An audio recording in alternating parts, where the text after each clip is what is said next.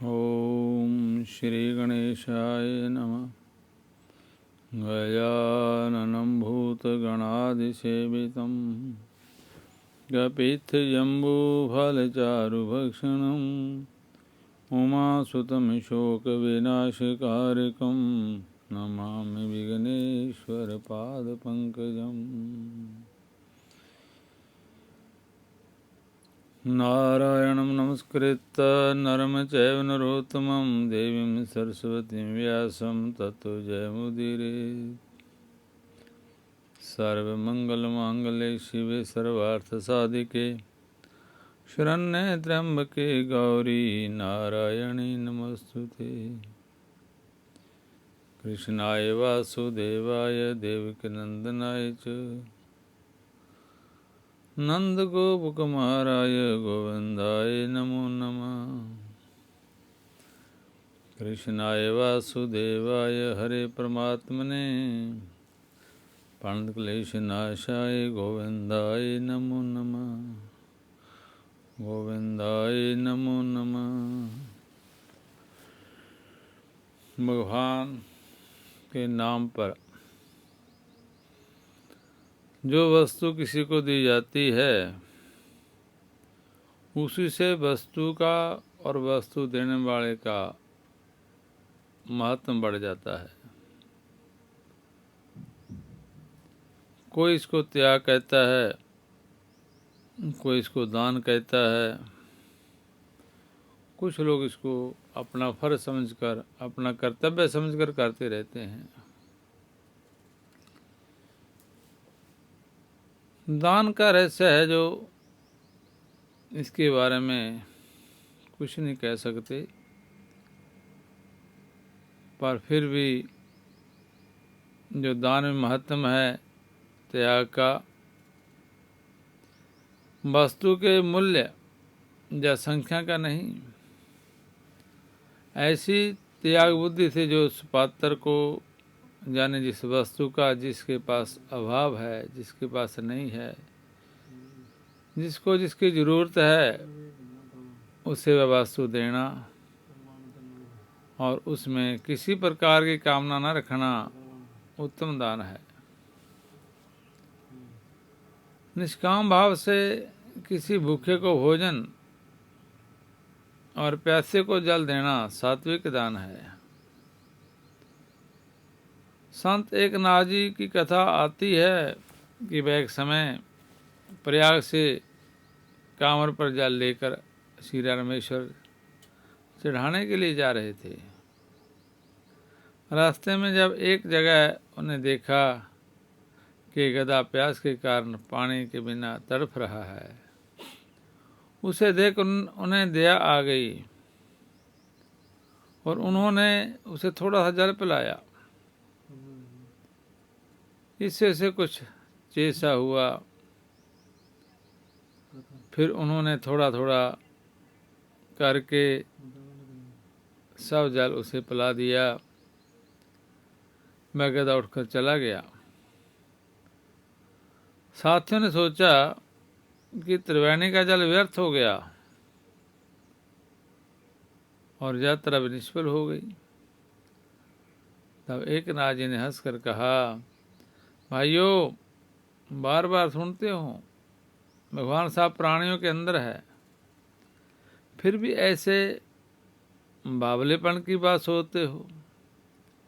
मेरी पूजा तो जैसे श्री रामेश्वर को पहुंच गई। श्री शंकर जी ने मेरे जल को स्वीकार कर लिया। ऐसे विश्वास था भगवान की कृपा पर, भगवान की दया पर, कि जिसको जरूरत थी उसको मिल गया तो समझो भगवान के पास ही गया। ऐसे एक महाजन की कहानी है कि वह सदैव यज्ञ आदि कर्मों में लगा रहता था। उसने बहुत दान किया, इतना दान किया कि उसके पास खाने को भी कुछ ना रह गया।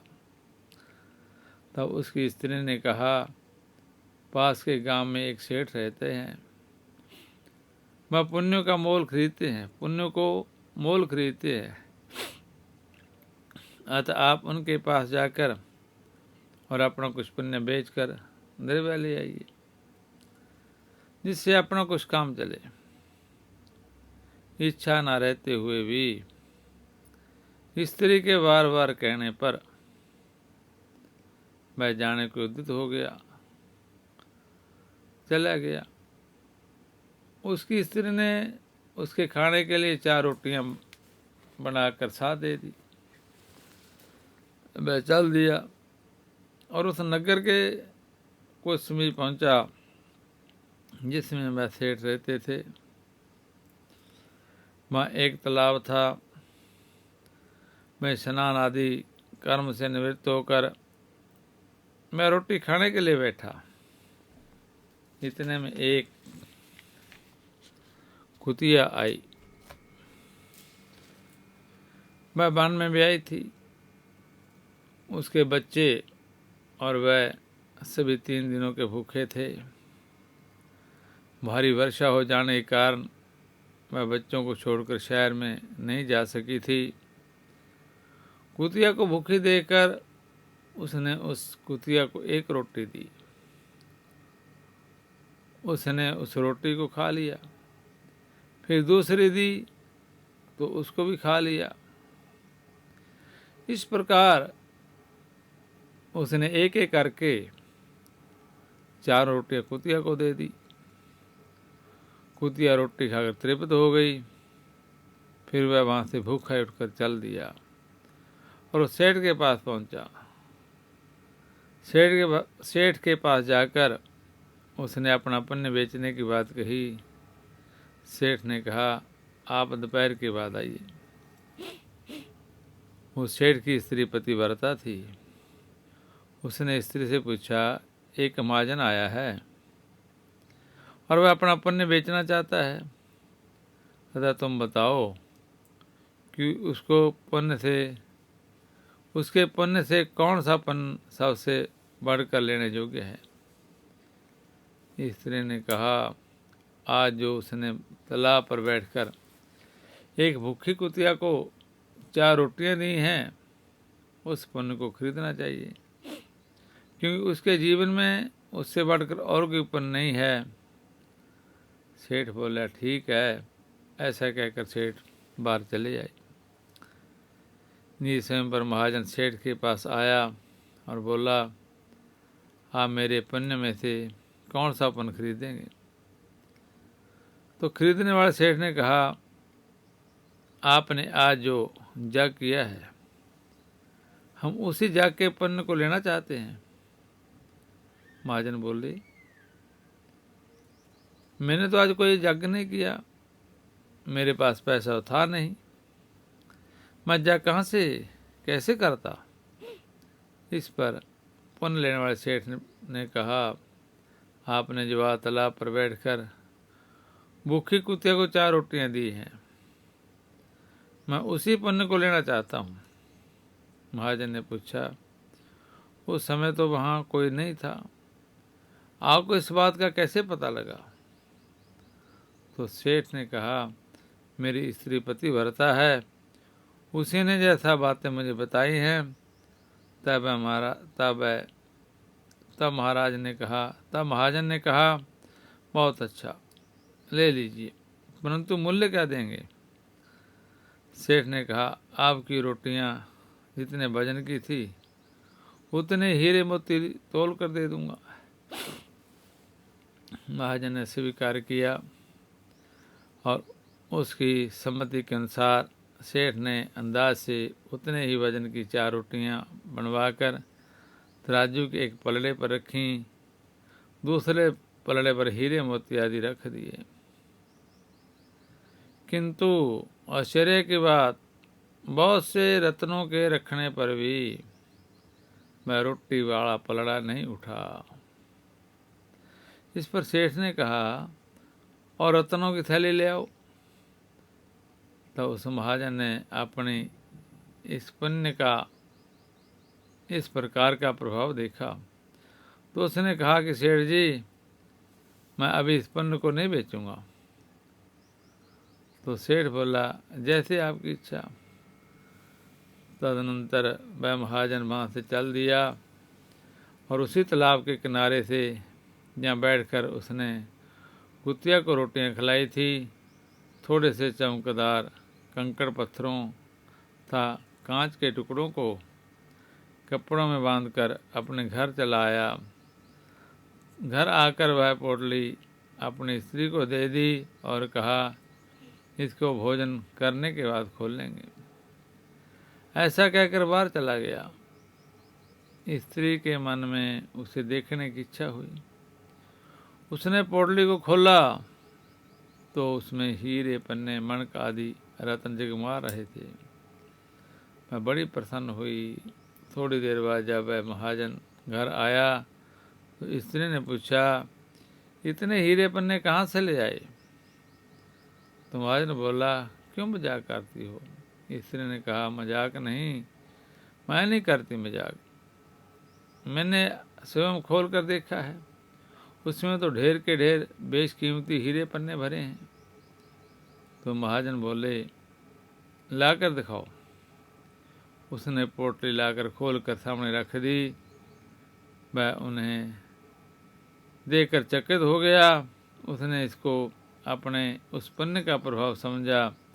फिर उसने अपनी यात्रा का सारा वृत्तांत अपनी पत्नी को कह सुनाया। कहने का अभिप्राय यह है कि ऐसे अभावग्रस्त आतुर प्राणी को दिए गए दान का अनंत गुना फल हो जाता है। भगवान की दया के प्रभाव से कंकड़ पत्थर भी हीरे पन्ने बन जाते हैं। इस प्रकार दीन दुखी, आतुर और अनाथ को दिया गया दान उत्तम है। किसी के संकट में समय दिया हुआ दान, किसी संकट के समय में दिया हुआ दान बहुत ही लाभकारी होता है।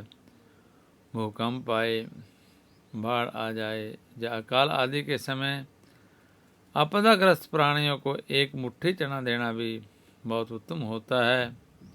जो विधि पूर्वक सोना, गहना, तुलादान आदि दिया जाता है, उसे उतना लाभ नहीं जितना आपत्ति काल में दिए गए थोड़े से दान का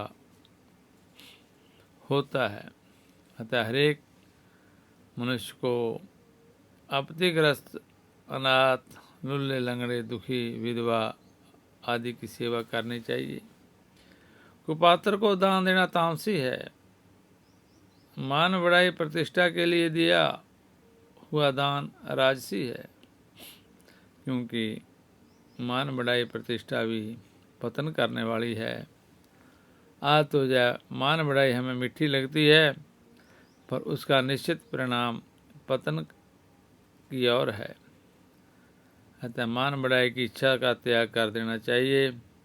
बल्कि यदि किसी प्रकार निंदा हो जाए तो वह अच्छी समझी जाती है। श्री कबीरदास जी कहते हैं, निंदक नेरे राखिए, आंगन कुटी शिवाय, बिन पानी साबुन बिना, निर्मल करे सुहाय।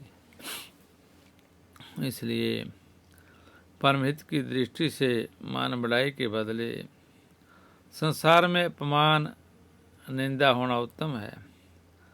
साध्य के लिए मान बढ़ाई मीठा जहर है, मीठा विषय है, और अपनापन और अपमान और निंदा अमृत के तुल्य है, दवाई के तुल्य है, शोकनाशक है।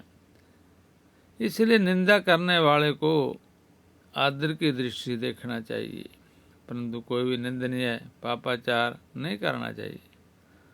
दुर्गुण दुराचार बड़े ही खतरे की चीज़ हैं, इसलिए इनका हृदय से त्याग कर देना चाहिए।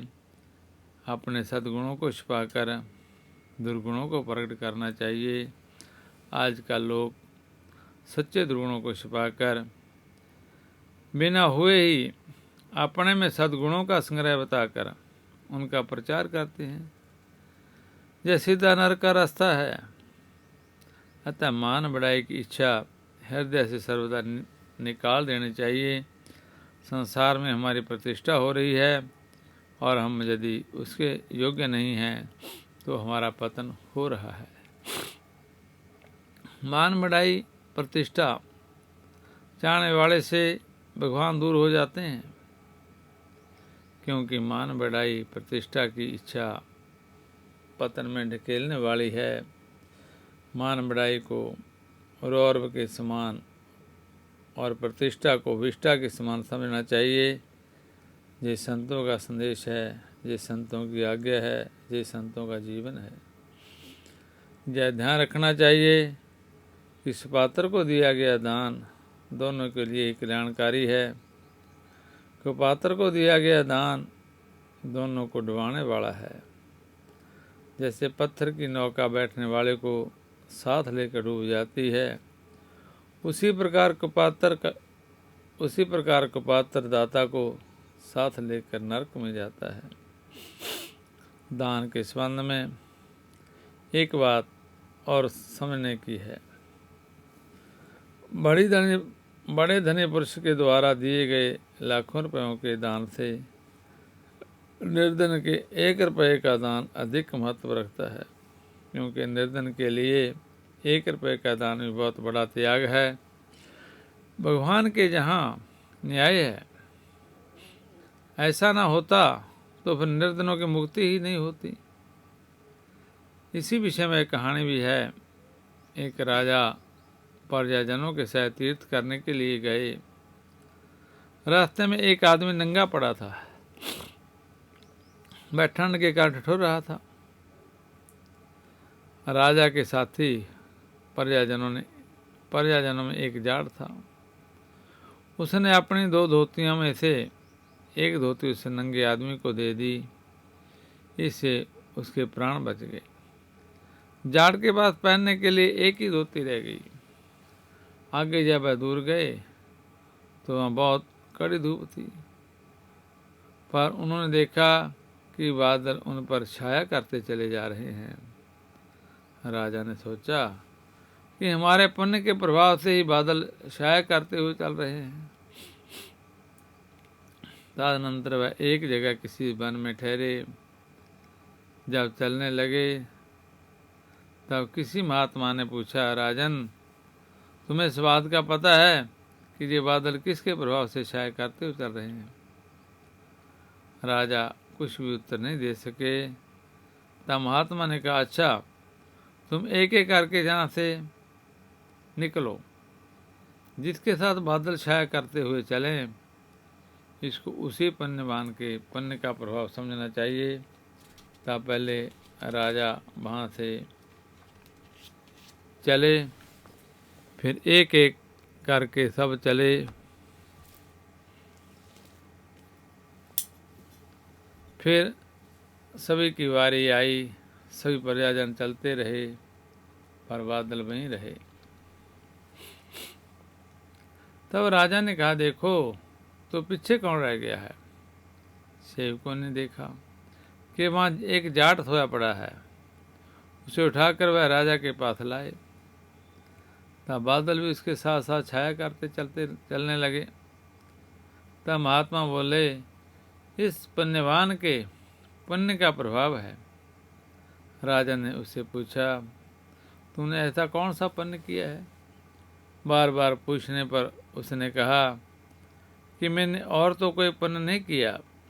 अभी रास्ते में मैंने अपनी 2 धोतियों में से एक धोती रास्ते में पड़े जाड़े से ठुरते हुए एक नंगे मनुष्य को दे दी थी। इस पर महात्मा ने राजा को कहा, राजन, तुम बड़ा दान करते हो, परंतु तुम्हारे पास अतुल संपत्ति है, इसलिए तुम्हारा त्याग 2 धोतियों में से एक दे डालने के समान नहीं हो सकता। इस प्रकार दान का रहस्य समझकर दान करना चाहिए। दान का रहस्य नहीं समझ आता, कभी किसी को दिया हुआ दान गलत रास्ते पर जाता है, किसी को दिया हुआ दान बहुत अच्छी जगह चला जाता है। दान अनेक प्रकार के हैं।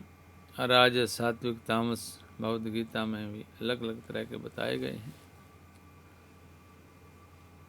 किसी को वस्तु का दान दिया जाता है तो किसी को समय का दान भी दिया जाता है। जो भगवान के कीर्तन में, ध्यान में, कथा सुनने में समय दिया जाता है, वह समय का दान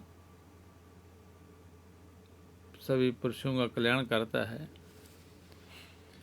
जो समय भगवान के लिए दिया जाता है, सभी कर्मों का त्याग कर सिर्फ भगवान के लिए कर्म किया जाता है, वह समय हमको सार्थक, हमको निर्मलता प्रदान करता है।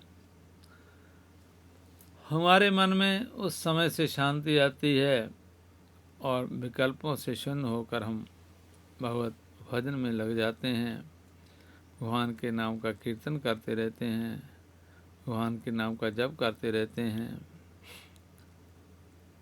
समय का त्याग भी सेवा के लिए बहुत उत्तम है।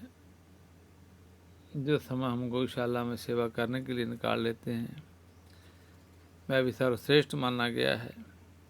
समय का दान गौशाला के निमित्त दिया हुआ बहुत गुना बढ़ जाता है। जैसे जैसे हम गौशाला में समय लगाते हैं, घर का कामकाज छोड़कर, अपनी व्यवस्था छोड़कर गौशाला के लिए, गौ माता के लिए जो समय का हम उपयोग करते हैं और घर में बैठे हुए जो हम उसका दुरुपयोग करते हैं, उससे बहुत अच्छा है कि गौशाला में जाकर गौओं की सेवा करते हुए उस समय का त्याग करना चाहिए, उस समय को सार्थक करना चाहिए, उस समय को गौशालाओं में दान देना चाहिए। गौशाला में जाकर हम कर्म करें, उनके लिए साफ सफाई करें, पानी को देखें, उनको पिलाएं, उनका गोबर, गोहा आदि उठाएं, हवा का प्रबंध करें, जैसे भी हो उनकी छाया का प्रबंध करें, खाने का प्रबंध करें। किसी से ऑर्डर मार कर नहीं, अपने आप करते रहें, बिना पूछे, बिना बताए, बिना दिखाए के, बिना दिखावट के सभी कर्म गौशाला में करें तो वो समय का बहुत अच्छा उत्तम दान हो जाता है। जितना समय हम सेवा में लगाते हैं, उतना समय हमारा अच्छे कर्मों में लिखा जाता है। उसी से हमारी बुद्धि निर्मल हो जाती है, मन शांत रहने लग जाता है और अहंकार का नाम खत्म होकर निम्रता आ जाती है और भगवान के नाम में मन लग जाता है, भगवान के गुणों का गान होने लग जाता है। सेवा करते करते कीर्तन होने लग जाता है, कीर्तन करते करते भगवान में श्रद्धा हो जाती है। जैसे एक नाथ जी को गद्य में श्रद्धा हुई कि सब जगह भगवान है, ऐसे ही हमको भी धीरे धीरे ऐसा लगेगा कि गौशाला में भगवान है, गौ में भगवान है। जैसे हम उनके लिए पूरा समय लगाएंगे, पूरा टाइम देंगे और हम वित्त से बार उनकी सेवा करेंगे तो किसी न किसी भगवान को वहाँ प्रकट होकर ही रहना पड़ेगा। जैसे कुतिया को रोटी खवाने से महाजन को पन्न मिला था, ऐसे ही गौ माता को भी भोजन कराने से, उनकी सफाई करने से हम सबको इतना पन्न मिलता है कि उसकी गणना नहीं की जाती और भगवान के भक्तों में शिरोमणि हो जाते हैं। भगवान की गौओं के सेवादार, भगवान की गौओं की गौशाला में या कहीं बैठकर उनकी श्रद्धा से सेवा, पूजना, अर्चना आदि करना चाहिए और लोगों को प्रेरणा चाहिए कि गौ माता में सभी देवी देवताओं का वास है। इनकी पूजा करने से, इनको घास खिलाने से, इनको पानी पिलाने से, इनको तरह तरह का अन्न खिलाने से सभी देवी देवता तृप्त हो जाते हैं। सभी देवी देवताओं को एक समय भोग लग जाता है। इसलिए गौशाला में जाएं और भगवान के नाम का कीर्तन करते करते हुए व्यर्थ की बातें ना करें, व्यर्थ का समय बर्बाद ना करें। जैसे हम गौशाला में पाँव रखें, अंदर जाए, उस समय भगवान के नाम का कीर्तन होना चाहिए, भगवान के नाम के गुणों का गान होना चाहिए। भगवान को गौ माता में ही निवास देखना चाहिए। भगवान का निवास ही गौ माता में रहता है। गौशाला में जाकर हमको भगवान का निवास को माता में देखे, श्री प्रत्येक प्राणियों में देखे और उनकी सेवा करते रहें, उनके नामों गुणगान गाते रहें। जैसे जैसे हम गौओं के प्रति श्रद्धा में मन से सेवा करते हैं, अपना अंतःकरण भी बहुत पवित्र निर्मल हो जाता है। हमको सोचने की ज़रूरत नहीं पड़ती, हमारे पर प्रभाव इतना पड़ता है कि जो हमारे में अवगुण थे या किसी ग्रह के निष्ठ थे, सब शांत हो जाते हैं। इसलिए संत महात्मा महाराज जी किसी की कामना पूर्ण करने के लिए, मुनि महाराज जी तो उनको गौशाला की सेवा करने के लिए कहते थे। वो सेवा नहीं कर पाते तो गौओं के लिए मनौती पैसों की सुख खाते थे। किसी का लड़का नहीं होता था, किसी का व्यापार नहीं चलता था, किसी का कोई मुकदमा रह जाता था, किसी को कोई रोग हो जाता था, किसी के बच्चा नहीं होता था, तो मौनी महाराज जी एक ही लिखते थे, बताते थे कि गौशाला की सेवा सुख हो, गौशाला की सेवा करो, तो उनको अवश्य फल मिलता। और बाद में वे लोग खुशी खुशी आकर महाराज जी के सामने अपनी गौशाला की मनौती भेंट रखते थे कि हमने गौशाला में ऐसा उस दिन किया, मांगा, तो हमको ये फल मिला और उनकी भेंट दक्षिणा ये है। इसलिए महाराज ने बहुत सारी गौशाला बनवाई, गौशाला में सेवा करवाई। जहाँ जहाँ महाराज जाते थे तो वहीं वहाँ उन भक्तों को लिखते थे कि आप गौशाला की सेवा करें, गौशाला में आएँ। किसी कामना होती तो कहते कि इसमें सेवा सुख लो, आप मनौती करो, आप गौ माता से मांगो कि हमारा जो काम बन जाए तो हम इतने पैसे गौशाला के लिए देंगे। इसलिए सभी लोगों की परंपरा ऐसी है कि कोई श्रद्धा से नहीं देता तो अपनी कामना पूर्ण होने के बाद ही गौशाला के लिए पैसे देते हैं और गौशाला में जाकर सेवा करते हैं और सेवा करते करते भगवान के नाम का जप कीर्तन करते रहते हैं। मेरो राधा रमण गिरधारी, गिरधारी श्याम वनवारी। मेरो राधा रमण गिरधारी, गिरधारी श्याम वनवारी। मेरो राधा रमण गिरधारी, मेरो राधा रमण गिरधारी, गिरधारी श्याम वनवारी।